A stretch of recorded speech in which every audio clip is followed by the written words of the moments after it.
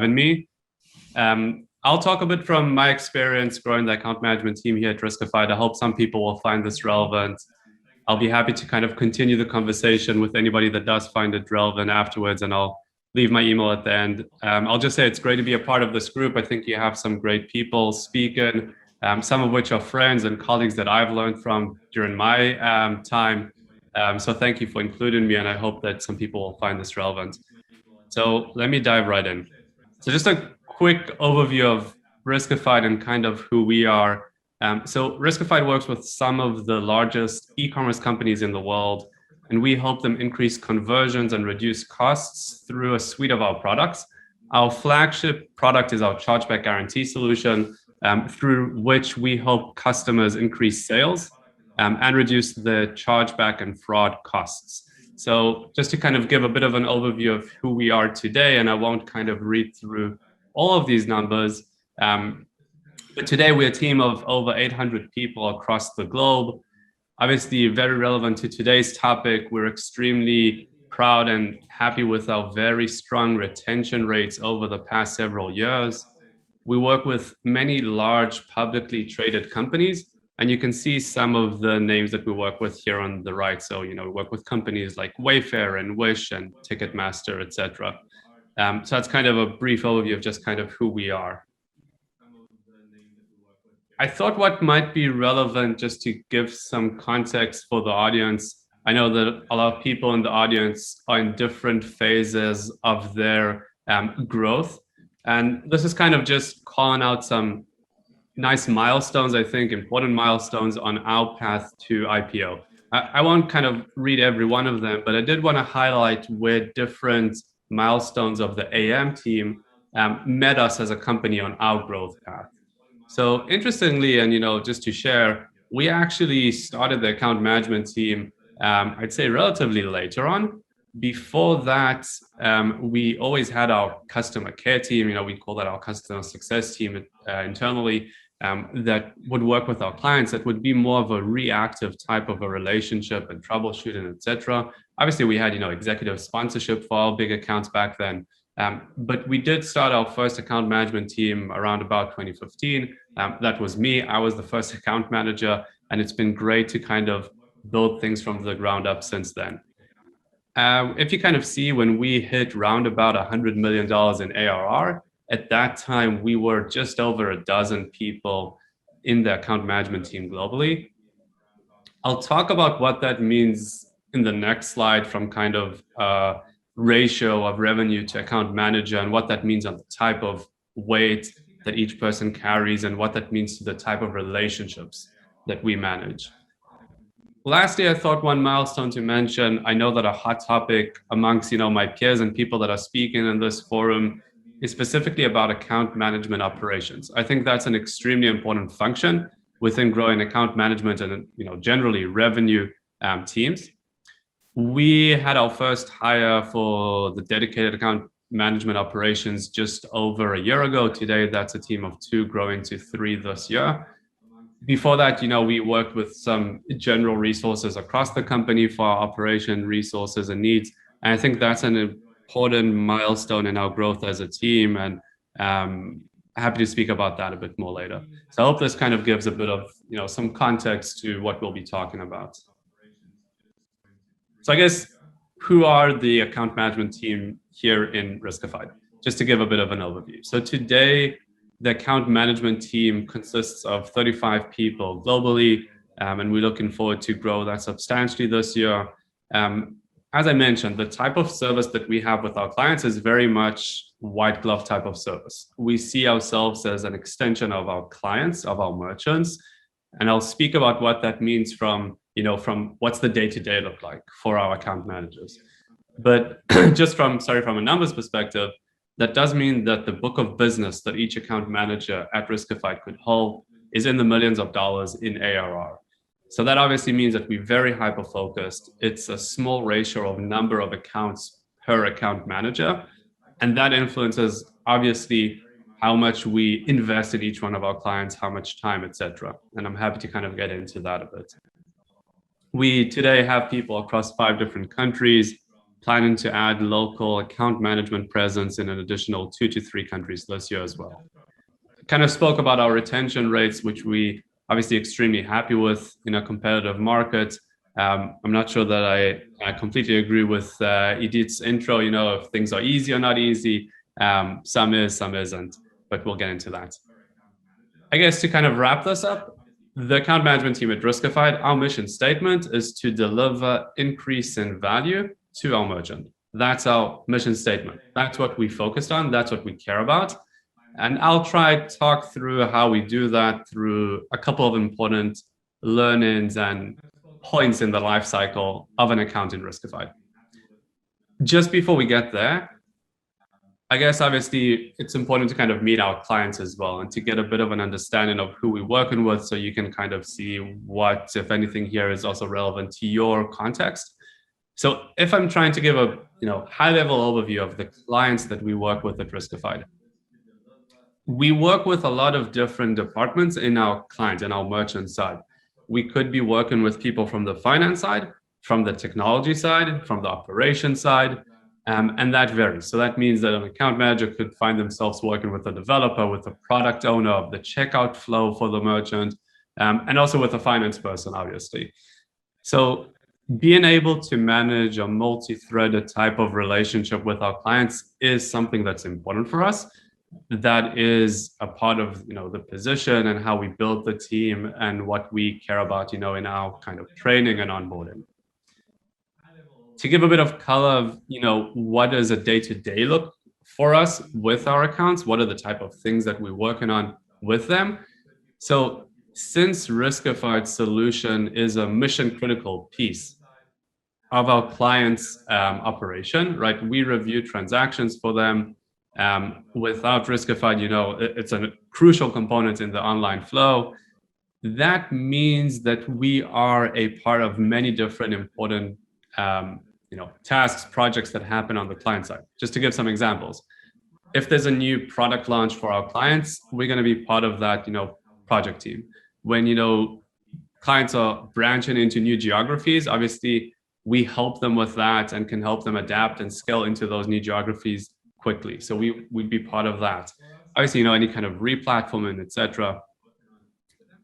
The variety is diverse of the type of projects and tasks that we might be working on. And at the key, what we most focus on with our clients is how we help them optimize conversions.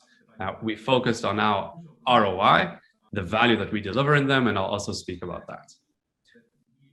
Okay, so I hope that was a bit of helpful context, just kind of who we are, who we're working with, and a bit of our journey.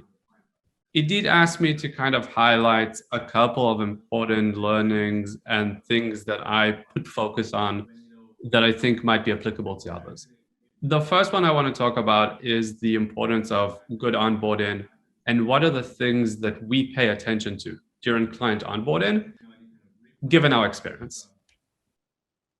So obviously we all know there's no real second chances for first impressions. Like any good relationship, when you think about it, the onboarding of a new client, obviously that's a key kind of turning page in a new relationship, and we want to do that well.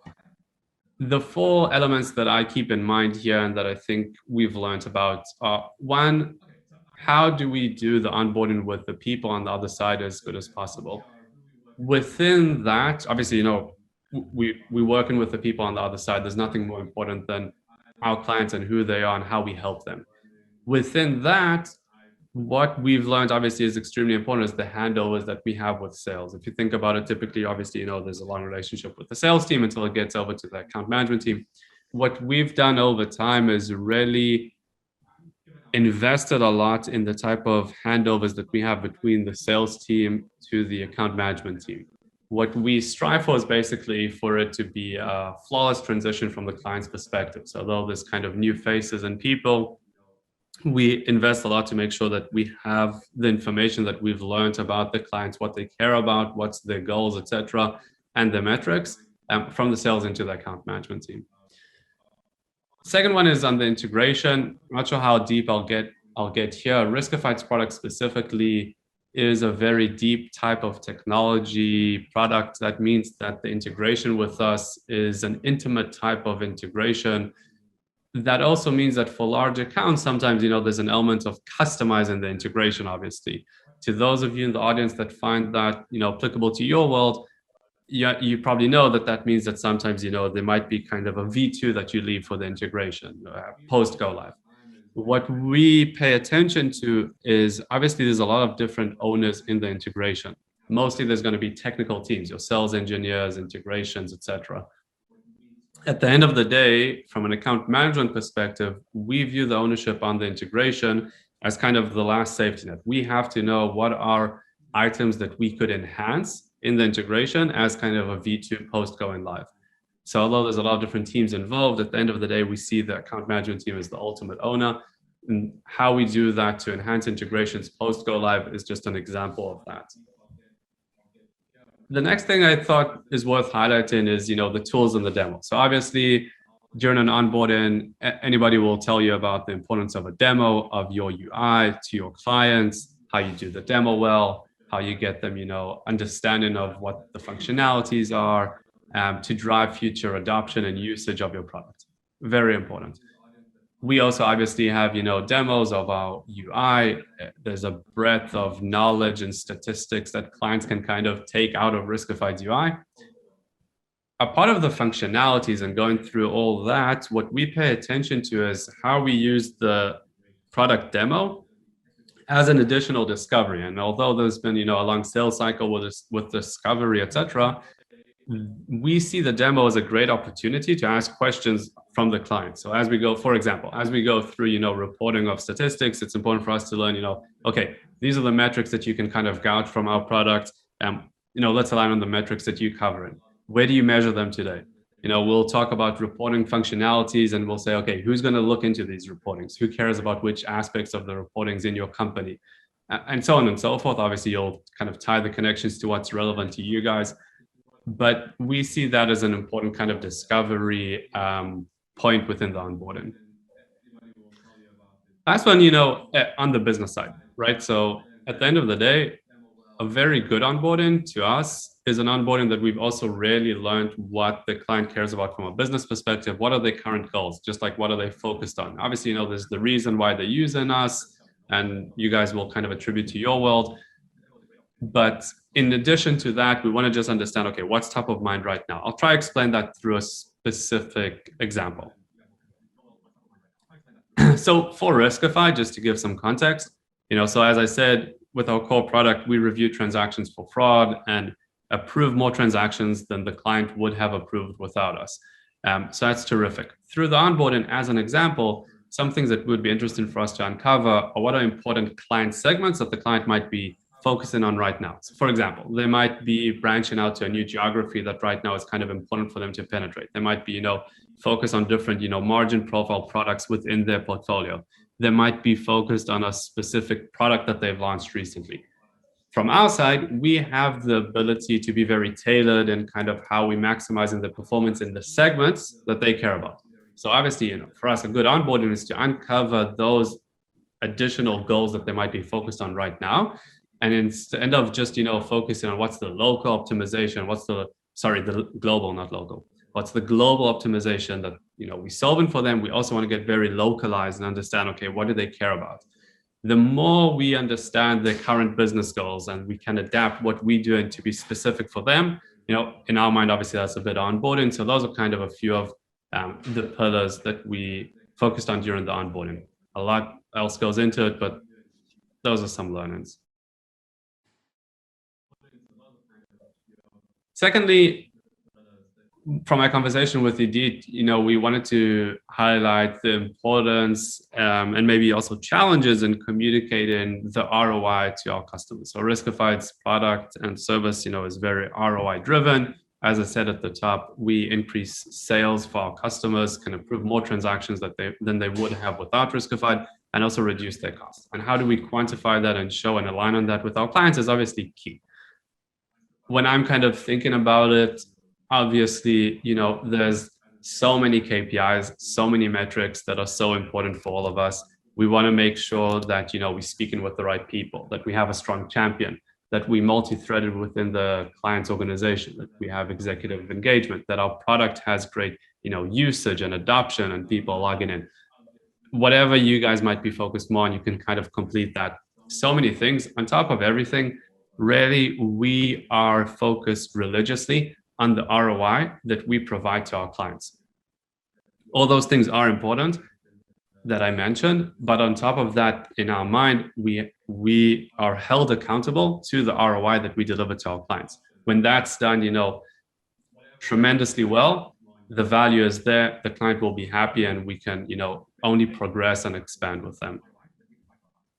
To give some context to some of maybe the learnings and thoughts that I have on this, I want to take a moment to explain my world. What does the ROI look like with Riskified, so you guys have the context? So very simply put, before Riskified, a client might be declining transactions for fraud reasons, for bank declines, etc. Riskified is able to increase sales by approving more transactions, by approving transactions that the client might have been blocking completely, and also able to reduce costs from operational costs and chargeback costs. So that's kind of what builds the ROI for Riskified. Obviously, when being presented to the client, we get very specific with numbers, which I'm not kind of going to show here today. So what are my thoughts around, how to communicate the ROI well, and what are the things that kind of we've learned and been focused on? So I guess one is, obviously who we communicate in the ROI with, what you kind of see over time, especially for companies working, on large accounts like the environment that we work in. You might be communicating the ROI with your champion, and that might be terrific. That is obviously key and important. But it's also always interesting and important to understand how are the finance teams on the client side evaluating your ROI. You'll see obviously different perceptions from different people. So part of what we try to uncover over our conversations with our clients is to really understand that. So we try to meet as many people, as I mentioned on the previous slide, from different departments in our clients. And part of those conversations does revolve around, communicating the value that we quantify, and as I mentioned, and then, aligning with them and seeing that they see the value and getting feedback where needed. When? So kind of on timing. Timing is obviously important context. So once kind of, going live with a new product, the ROI is obviously you always want to kind of compare the, previous state to the current state. And over time, the context changes, right? So when I'm kind of communicating and reviewing performance, 1 year after going live, it might be different than what we kind of will focus on 6 years after going live or 7 years after going live.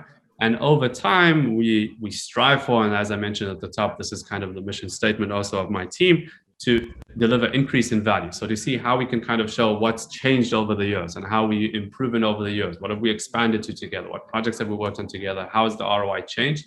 So just the context of the timing really has to frame what do you focus on the ROI? What are the ROI templates and pointers that you kind of coach the team to look for and communicate to your clients? Is very context and timing dependent. The one of the areas that I think we've probably really invested a lot in is documentation.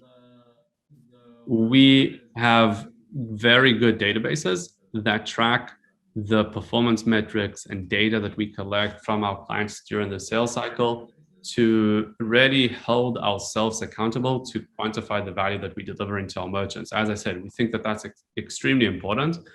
And we expect our clients to hold us accountable for that. And as such, we hold ourselves accountable to that, meaning that we have, we've built alerting systems for that internally, dashboards, etc. So good documentation of what, the previous state was before going live, and then what, the state is over time of your product is very important. I think in the early stages, it's very easy to kind of just like write things into, handover documents and what have you. But we've also found the importance to really create a, structured database that, gathers that information. Last thing, I think, if I'm kind of looking back a bit, where we've kind of been able to be adaptive and learn as much as obviously from our clients. At the end of the day, finding the right client advocates and our strongest champions to just have these type of conversations with has really taught us important learnings. For example, what do they value in the ROI, and how are they kind of seeing the value of the partnership? You'd be surprised what you might hear, and just kind of adjusting that as we go to include different value adds that they focused on more than what we might have thought is important. So finding those right kind of client advocates in your client base that you can learn from, have open conversations with, has been extremely important for us. That's kind of a brief overview, and looking forward to having some questions. If any of this was helpful and you guys would like to continue the conversation, I'll be happy to be in touch. My email's right here. And Idit and the Pitango team, thank you again for having me. Great to be here.